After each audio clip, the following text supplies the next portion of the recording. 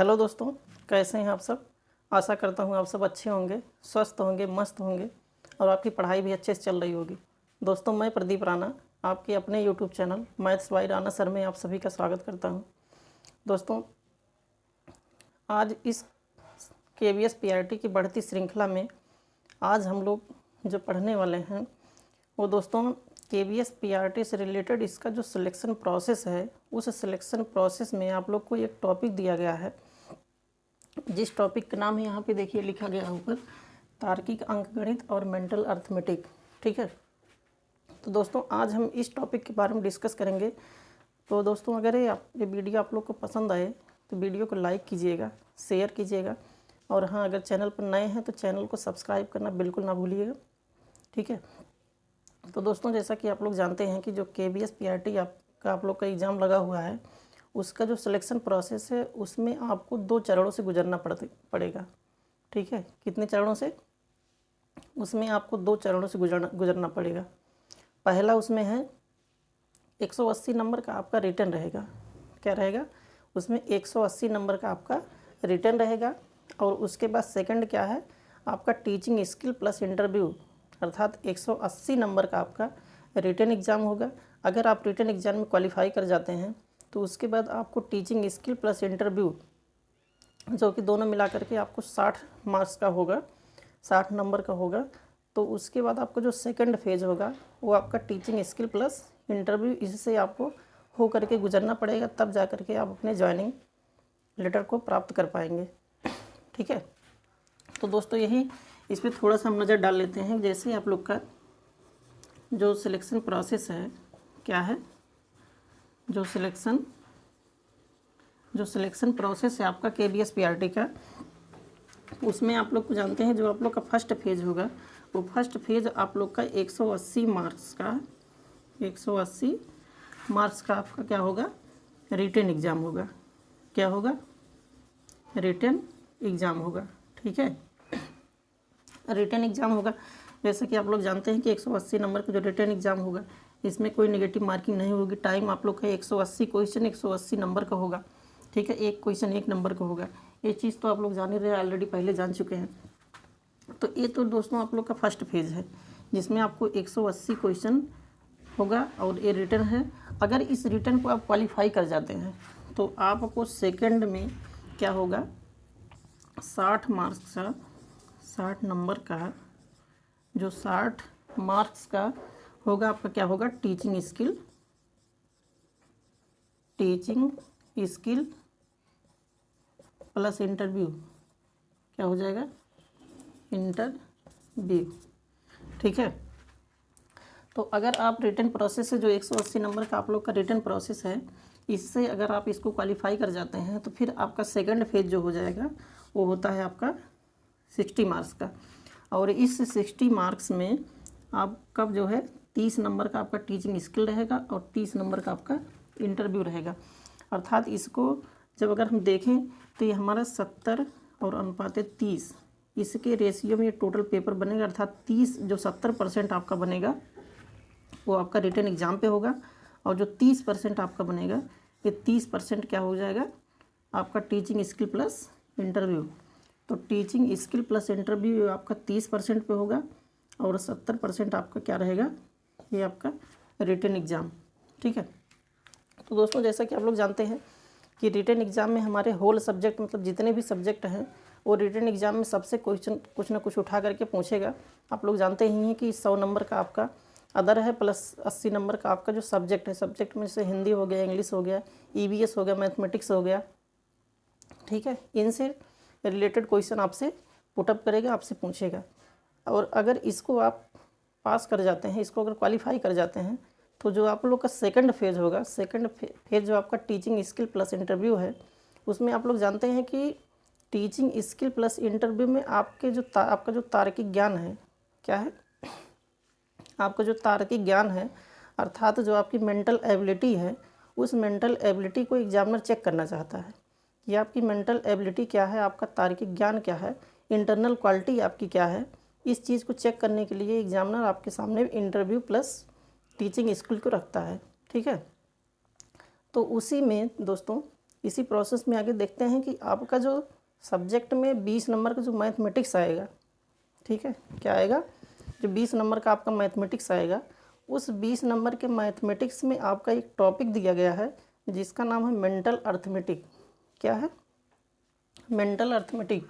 जैसे देखिए यहाँ लिखा है कि मेंटल अर्थमेटिक, जिसको हिंदी में क्या कहते हैं, तार्किक ज्ञान सॉरी, जिसको क्या कहते हैं, तार्किक ज्ञान कहते हैं। तार्किक ज्ञान का मतलब दोस्तों इसी से आपको देख करके ही पता चल रहा है कि तार्किक ज्ञान का मतलब तार्किक अंकगणित, अर्थात तर्क के ऊपर आधारित है। किसी क्वेश्चन को आपके सामने पुटअप कर देगा, चाहे वो आपके इंटरव्यू में हो या आपका टीचिंग स्किल हो, उसमें कोई क्वेश्चन आपके सामने पुटअप कर देगा और पुटअप करने के बाद ये कहेगा आपसे कि बताइए इसका, अगर यहाँ से ये चीज़ें हो रहा है तो आगे नेक्स्ट इसका क्या होगा। तो दोस्तों वो चीज़ जो क्वेश्चन आता है आपको, उसमें ना तो कोई कॉन्सेप्ट लगता है, ना तो कोई फार्मूला लगता है, ठीक है।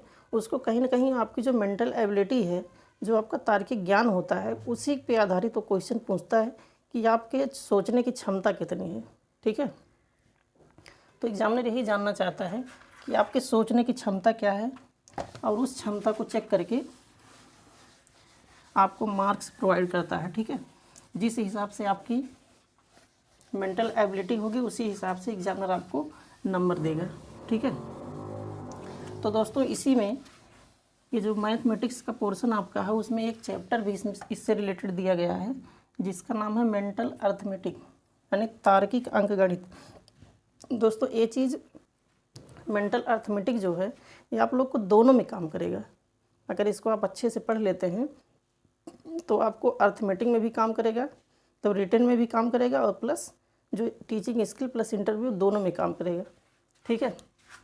क्योंकि ये जो तार्किक ज्ञान है, ये जो आपका रिटन होगा,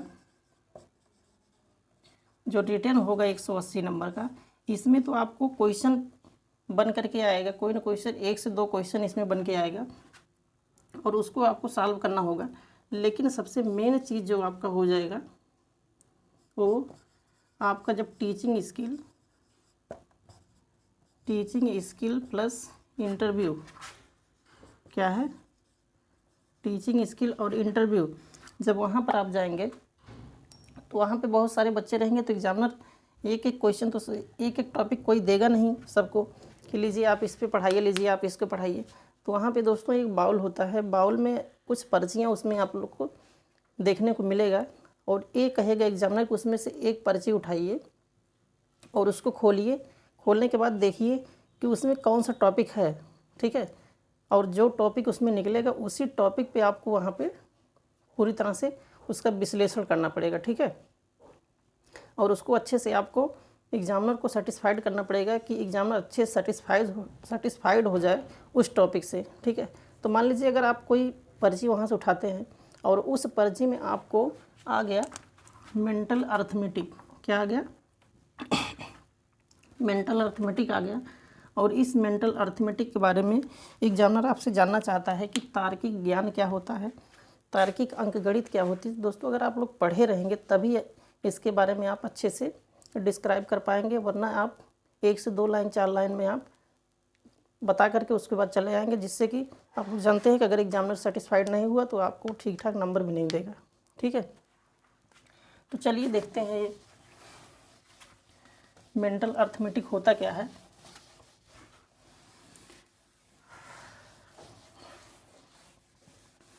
और दोस्तों एक चीज़ और है, जो मेंटल अर्थमेटिक अर्थात जो तार्किक अंकगणित है, इसमें आपको बेसिक नॉलेज का मतलब जैसे आप लोग का समझ लीजिए टेबल से लेकर के, ठीक है, टेबल और नंबर से लेकर के आपके जितने भी बेसिक नॉलेज होते हैं, बॉड मास से हो गया, चाहे वो सिंप्लीफिकेशन से हो गया और प्रॉफिट एंड लॉस से हो गया, मतलब मैथमेटिक्स का जो बेसिक चीज़ होता है, बेसिक नॉलेज जो होता है, चाहे वो आपका फ्रैक्शन हो गया, ठीक है, इन सबसे रिलेटेड जो भी छोटे छोटे क्वेश्चन आते हैं, जो बेसिक चीज़ एकदम होते हैं, अर्थात जो 6 to 8 होते हैं या 9th और 10th में जो भी क्वेश्चन आते हैं, उसके बारे में आपको अच्छे से ज्ञान होना चाहिए, ठीक है।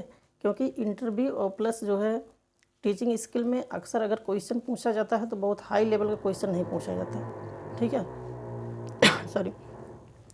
जैसा कि आप लोग जानते हैं ये KBS PRT ये प्राइमरी की वैकेंसी है। तो इस प्राइमरी की वैकेंसी में आप लोग को तो MSc और BSc का क्वेश्चन तो पूछेगा नहीं। तो अगर आपके मेंटल लेवल को चेक करना चाहता है तो कहीं ना कहीं आपको लोअर लेवल का ही क्वेश्चन पूछेगा, लेकिन थोड़ा घुमा के पूछेगा। तो इसलिए अगर आप लोग का कॉन्सेप्ट क्लियर है तो कहीं से भी क्वेश्चन पूछे आप उसको आसानी से बता सकते हैं, ठीक है, उसका आंसर दे सकते हैं। तो दोस्तों इसमें जो क्वेश्चन आता है, किस प्रकार का क्वेश्चन आता है, तो हम कुछ क्वेश्चन यहाँ पे लेकर के आए हैं जो आप लोग के प्रीवियस ईयर का ही क्वेश्चन है। इस मेंटल अर्थमेटिक में जो क्वेश्चन आया है आप लोग के प्रीवियस ईयर में, उस क्वेश्चन को यहाँ पर लेकर के आए हैं और आप लोग को बताने का प्रयास करेंगे, ठीक है। तो दोस्तों अगर वीडियो आप लोग को पसंद आए तो वीडियो को लाइक कीजिए, शेयर कीजिए, और हाँ अगर चैनल पर नए हैं तो चैनल को सब्सक्राइब करना बिल्कुल ना भूलिए, ठीक है। चलिए देखते हैं।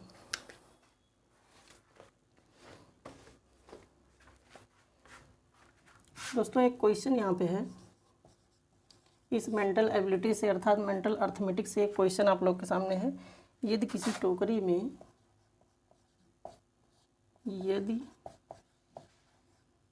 किसी टोकरी में 65 सेब हैं और उसमें से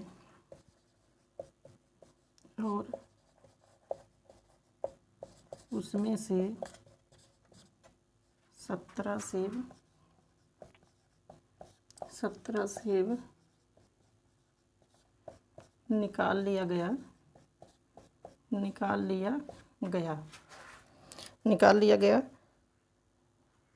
17 सेब निकाल कर, ठीक है, निकाल कर पुनः 34 सेब डाल दिया गया, ठीक है, डाल दिया गया, तो टोकरी में कितने सेब बचेंगे, ठीक है। तो इस तरह से क्वेश्चन आपसे पूछेगा और आपको समय कितना मिल रहा है कि जैसा कि आप लोग जानते हैं कि रिटर्न में एक क्वेश्चन आप लोग का 1 नंबर का है। एक क्वेश्चन जो है 1 नंबर का है और एक क्वेश्चन की जो टाइमिंग है वो 1 मिनट है। तो यहाँ पे ऑप्शन क्या दिया है, 75 82 और सी यहाँ पे है 65 और डी यहाँ पर है 72, ठीक है, ये है, ठीक। ये दोस्तों जो क्वेश्चन आप लोग का पूछा है ये रेलवे ग्रुप डी का है, ठीक है, रेलवे ग्रुप डी का। अब आप ये कहेंगे कि सर ये चल तो रहा है KBS, लेकिन आप रेलवे के क्वेश्चन उठा के यहाँ पे लाए हैं। तो दोस्तों बात ये नहीं है कि ये रेलवे का क्वेश्चन ये रेलवे में आया है, ठीक है। आप लोग को बात यहाँ पे ध्यान ये देना है कि जो मेंटल अर्थमेटिक है इससे रिलेटेड एक क्वेश्चन अगर यहाँ पे रेलवे ग्रुप डी में आया है तो ये मेंटल अर्थमेटिक हमारे सिलेबस में भी है। जो हम लोग का KBS PRT का जो सिलेबस है उसमें भी ये मेंटल अर्थमेटिक है। तो अगर मेंटल अर्थमेटिक हमारे भी सिलेबस में है और ये क्वेश्चन इस तरह से अगर कहीं पे आया हुआ है तो ये क्वेश्चन कहीं ना कहीं हमारे सिलेबस में भी आ सकता है, हमारे पेपर में भी आ सकता है, ठीक है। तो इसको क्या करेंगे, देखिए इसमें कुछ नहीं करना है, इसको आपको पेन और पेपर उठाने की ज़रूरत ही नहीं है। यहाँ देखिए दिया है कि यदि किसी टोकरी 65 सेब, कितने हैं 65, और उसमें से 17 सेब निकाल कर, अगर 65 है और उसमें से 17 निकाल लिया गया, और या तो इसको इस तरह से करिए जैसे टोटल 65 है, इसमें से निकाला कितना गया 17, जितना निकाला गया उसको माइनस कीजिए और पुनः उसमें डाला कितना गया, तो जितना डाला गया उसको प्लस कर लीजिए, ठीक है। बस इसी को अगर बॉड मॉस आप पढ़े हैं, बेसिक नॉलेज है, तो इसी के आप देखिए यहाँ 15 में से 7 घटाएंगे 8 7 15, 5 में से घटाएंगे 4, 48 प्लस 34, जोड़ लीजिए 8 4 12, 4 3 7 1 8। आंसर कौन सा हो गया, ऑप्शन नंबर बी, ठीक है। और इस तरह से ये सब करने की ज़रूरत नहीं है, आप मन में ही इसको कर सकते हैं कि अगर टोटल 65 है, 65 में से 17 निकाला गया तो यहाँ पे 17 निकालने के बाद 48 बचा, फिर उसमें 34 जोड़ देंगे तो आसानी से 82 आ जाएगा, 82, ठीक है। चलिए दोस्तों नेक्स्ट क्वेश्चन देखते हैं।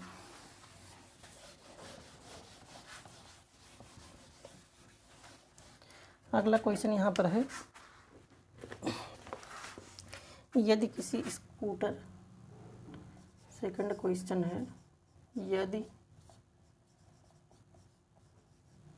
किसी स्कूटर का एक टायर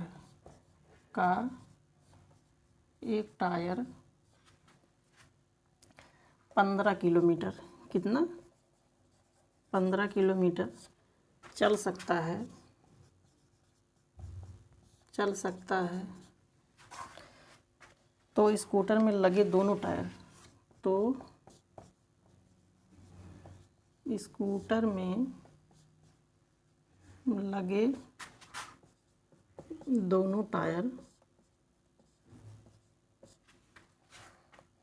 दोनों टायर कितने किलोमीटर चलेंगे,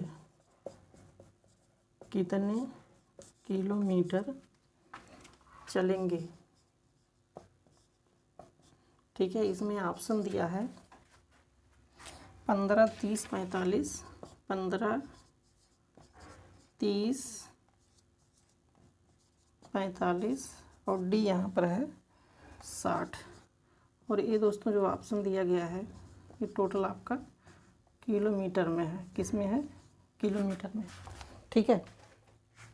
अब इस तरह से अगर आप देखेंगे तो ये कहेंगे सर इसमें तो आसानी से एक स्कूटर का अगर एक टायर 15 किलोमीटर चलता है तो यहाँ पे दोनों टायर हैं, तो अगर एक टायर 15 किलोमीटर चलेगा तो दो टायर है, आराम से 30 किलोमीटर हम बी को इस ऑप्शन मार करके आगे बढ़ जाते हैं, ठीक है दोस्तों। इस टाइप का क्वेश्चन ही, यही हमारी जो मेंटल एबिलिटी का क्वेश्चन इस तरह से ही आता है, ठीक है। इसी तरह से तो यहाँ पे जैसे लिखा हुआ है कि यदि किसी स्कूटर का एक टायर कितना, यहाँ पे एक टायर कितना चल रहा है, यहाँ पे 15 किलोमीटर, ठीक है।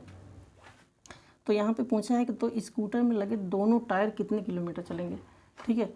तो यही दिमाग में आएगा, अगर एक टायर 15 किलोमीटर चल रहा है तो दोनों टायर उसी का दोगुना कर दिया जाएगा, तो आ जाएगा 30 किलोमीटर, ठीक है। लेकिन दोस्तों जैसा कि आप लोग जानते हैं कि इसको समझना पड़ेगा, यहाँ पे लिखा हुआ है तो स्कूटर में लगे, अगर जैसे कोई स्कूटर है तो उसमें दोनों टायर, ठीक है, स्कूटर में दोनों टायर लगा हुआ है, तो अगर एक टायर 15 किलोमीटर चल रहा है, ठीक है, कितना 15 किलोमीटर चल रहा है, तो इसी के साथ में ए भी तो चल रहा है, ठीक है, दिख रहा है।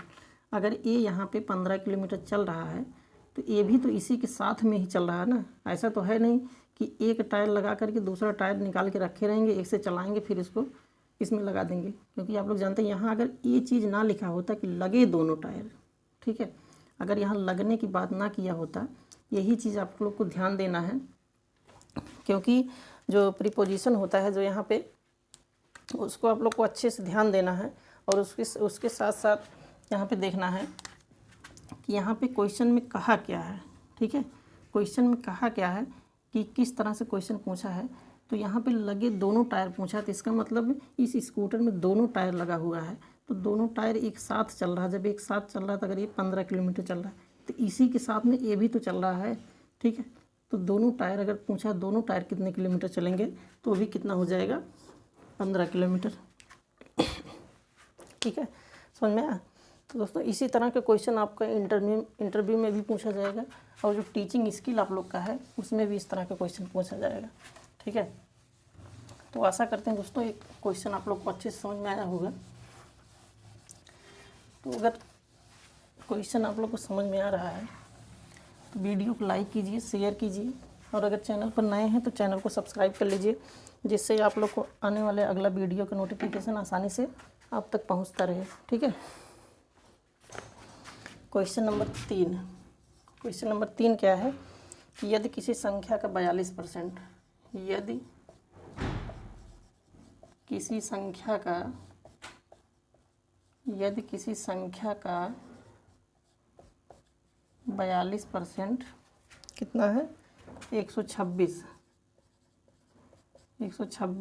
है, तो उसका 25%, तो उसका कितना 25%, उसका 25% कितना होगा, ठीक है, कितना होगा, ठीक है।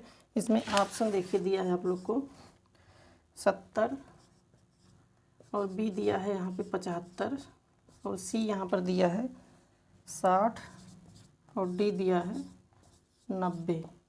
कितना दिया है? 90। देखिए दोस्तों, इसमें भी क्वेश्चन को पढ़ने से पहले इसको समझना होगा कि क्या इसमें पूछा लिखा है यदि किसी संख्या का 42%। ठीक है, क्योंकि अगर उस संख्या हमको पूछा होता तो उस संख्या को हम यक्स मान करके फिर यक्स की वैल्यू यहाँ पे फाइंड आउट कर लेते हैं। लेकिन यहाँ पे पूछा क्या है कि 42% का मान 26 दिया है। इसमें कुछ नहीं करना है कि 42% का मान दिया है 126। अगर 42% का मान 126 दिया है तो यहाँ से 1% का मान निकाल लीजिए, तो 126 बटे 42। हम 42 को 3 से काटेंगे, 126 को 3 से काटेंगे 42 से तो 3 बार में जाएगा। 126 को जब 42 से काटेंगे तो कितनी बार जाएगा? 3 बार जाएगा। ठीक है, अब देखिए 1% का मान यहाँ पे निकल गया 3, तो हमको निकालना कितना है? यहाँ पे देखिए दिया है 25% का मान यहाँ पे पूछा है। तो अगर 1% का मान 3 है तो 25% का मान कितना हो जाएगा? 25 गुणे 3, 25 3 75। ठीक है, और यही चीज़ यहाँ पे पूछा हुआ है। ठीक है दोस्तों, कभी कभी एक क्वेश्चन रखने का मतलब ये है कि कभी कभी लोग क्या करते हैं कि पूछा है यदि किसी संख्या का 42%, तो तुरंत मान लेते हैं कि मानव संख्या यक्स है। ठीक है, मानव संख्या यक्स है, फिर यक्स का 42% निकालते हैं और इसको रखते हैं 126 के बराबर, फिर यक्स का मान निकालते हैं जो आएगा। जब यक्स का मान निकालते हैं फिर उसके बाद 25%, अब इसमें कैसे निकालें? तो ये बहुत लंबा प्रोसेस हो जाता है। ठीक है,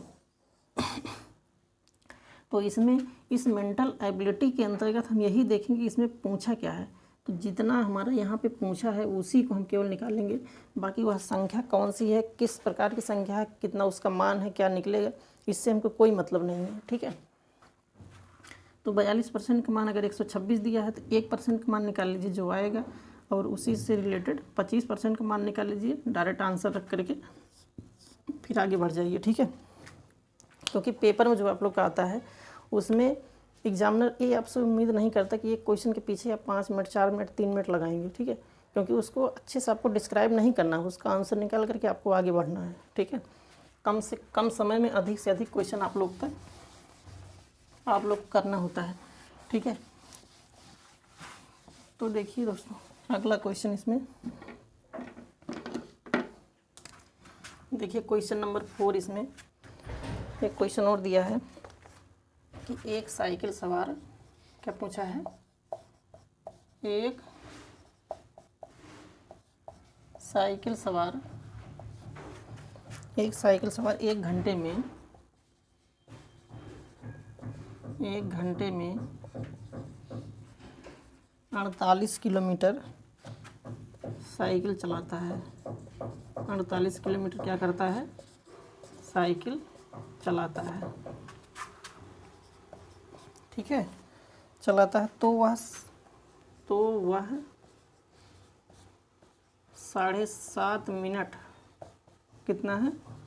7.5 मिनट में कितनी दूरी तय करेगा? 7.5 मिनट में कितनी दूरी तय करेगा?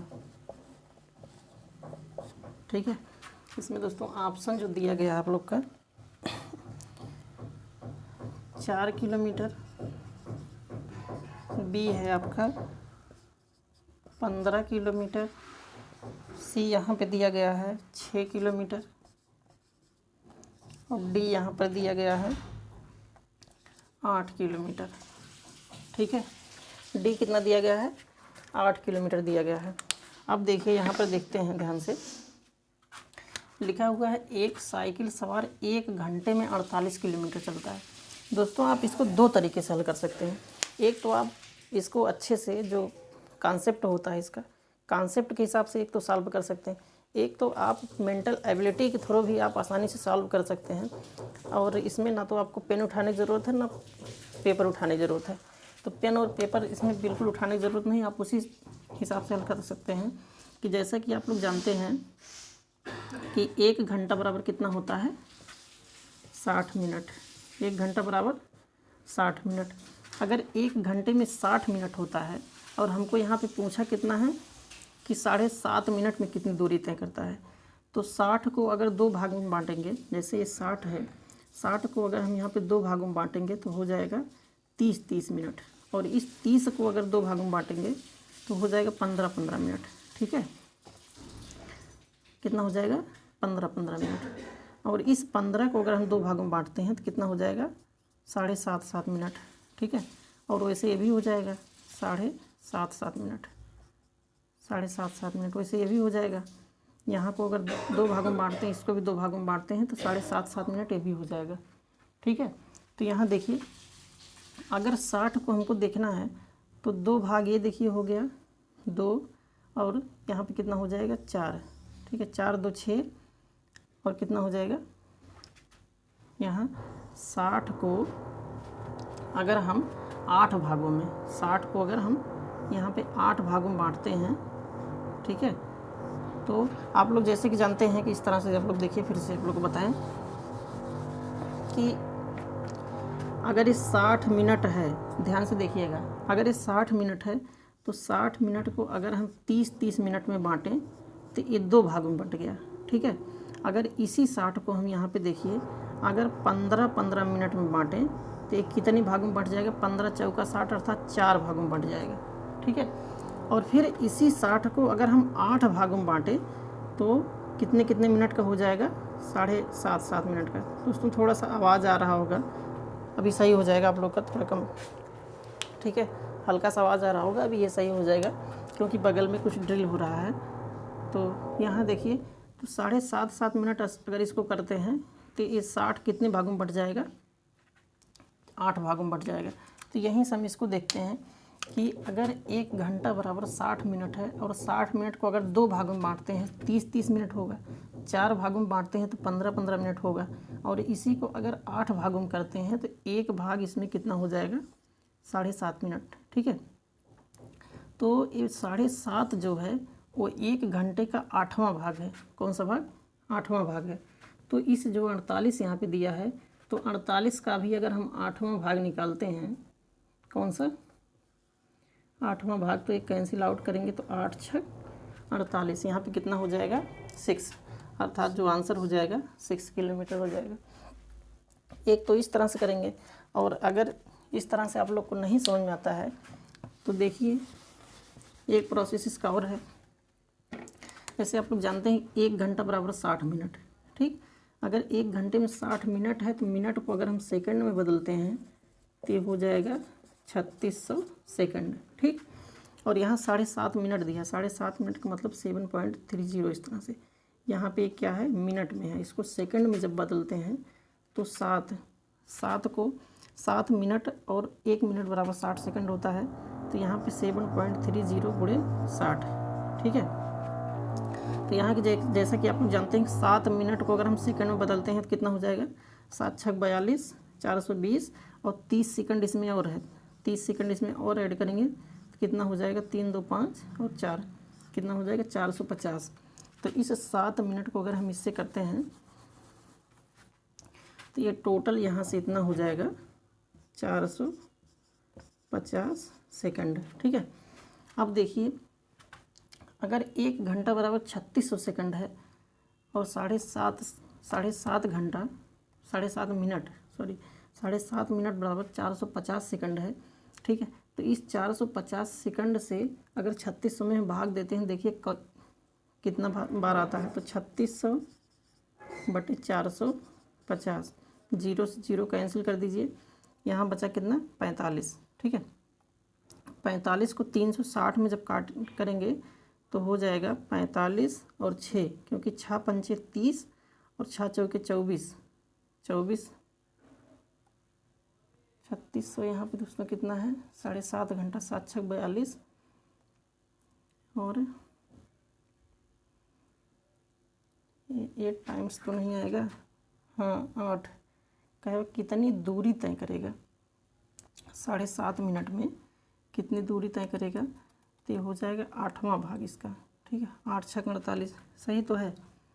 यहाँ देखिए इस टाइप से कि 3600 प्लस 450, 0 से 0 कैंसिल हो जाएगा, और यहाँ 3600 बटे 45, ठीक है।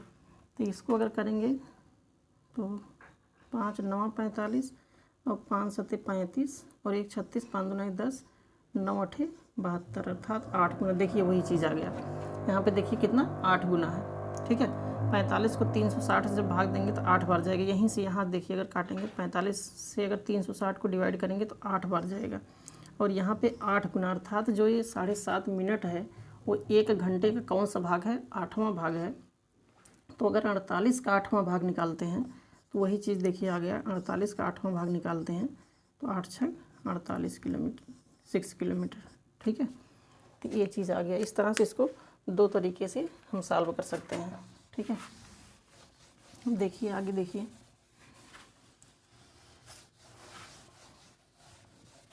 दोस्तों इस टाइप का क्वेश्चन आप लोग के एग्ज़ाम में आता है और अक्सर हम ना समझने की वजह से इसको छोड़ के चले जाते हैं। दोस्तों लास्ट क्वेश्चन, इसमें एक क्वेश्चन और आप लोग का नोट किया गया है 5वां। किसी मकान के ऊपरी भाग का आयतन क्या है? किसी मकान के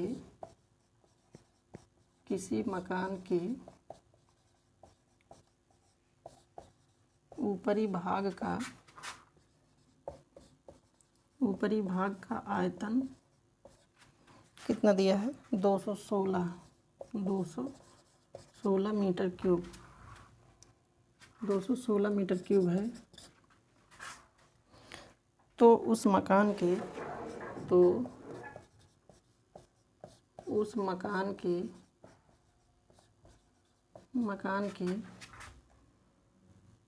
फर्श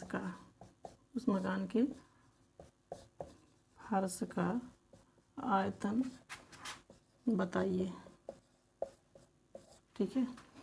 इसमें ऑप्शन जो आप लोग का दिया गया है 250 मीटर क्यूब, बी है 180 मीटर क्यूब, सी है 216 मीटर क्यूब और डी आप लोग का क्या है 420, ठीक है।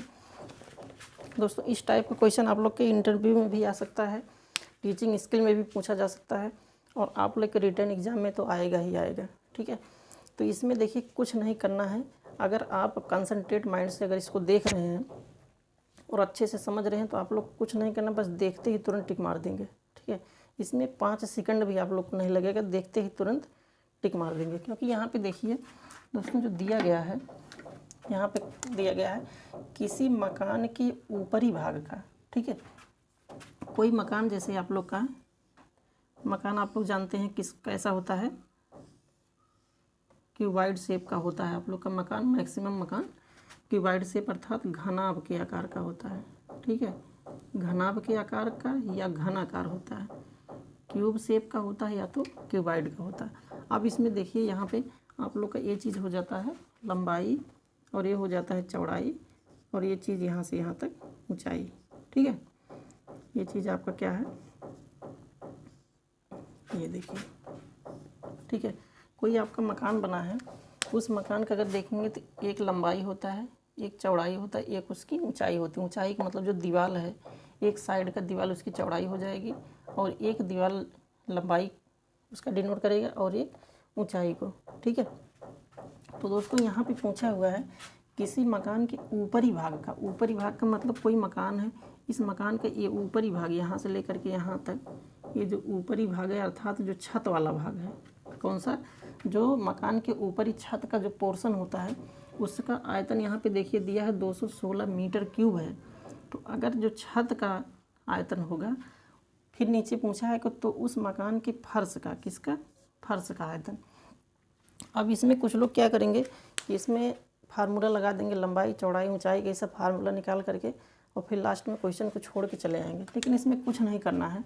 यहाँ पे देखिए अगर यहाँ पे ऊपरी भाग अर्थात अगर छत का आयतन पूछा है तो जितना छत का आयतन होगा उतना तो उसका फर्श का आयतन होगा। यहाँ से लेकर के यहाँ तक जो इसका फर्श होता है वही फर्श का भी आयतन होगा, ठीक है।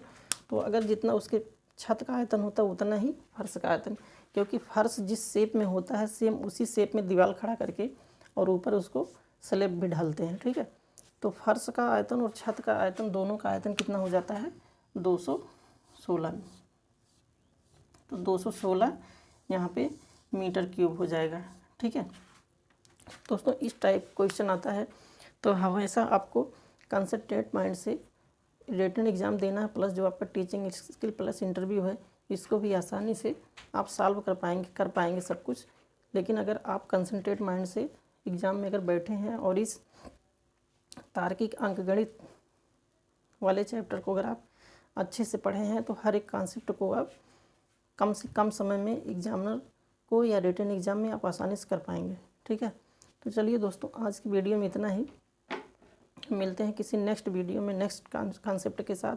और हाँ, आप लोग का मॉडल पेपर जो चल रहा है, मॉडल पेपर आप लोग का 2 मॉडल पेपर आप लोग के चैनल पे ऑलरेडी पढ़ चुका है। और आज जो हम लोग पढ़ेंगे वो मॉडल पेपर 3 है। ठीक है दोस्तों, आज की क्लास में हम आप लोग तक मॉडल पेपर 3 प्रोवाइड करेंगे। तो आप लोग जैसे हमारा फर्स्ट मॉडल पेपर और सेकंड मॉडल पेपर ये दोनों आप लोग अच्छे से देखे हैं, उसी तरह से उससे अच्छा उससे बेहतर कॉन्सेप्ट के साथ पिछले प्रीवियस ईयर में जो क्वेश्चन आए हैं उससे रिलेटेड मॉडल पेपर 3 आप लोग का आने वाला है। तो उसके लिए दोस्तों आप लोग चैनल को सब्सक्राइब कर लीजिए, लाइक कीजिए और अपने दोस्तों को शेयर कीजिए, जिससे आप लोग तक आसानी से आने वाले वीडियो का नोटिफिकेशन पहुंचता रहे। ठीक है, तो चलिए दोस्तों, आज की वीडियो में इतना ही। मिलते हैं नेक्स्ट वीडियो में किसी नेक्स्ट कॉन्सेप्ट के साथ। तब तक के लिए जय हिंद।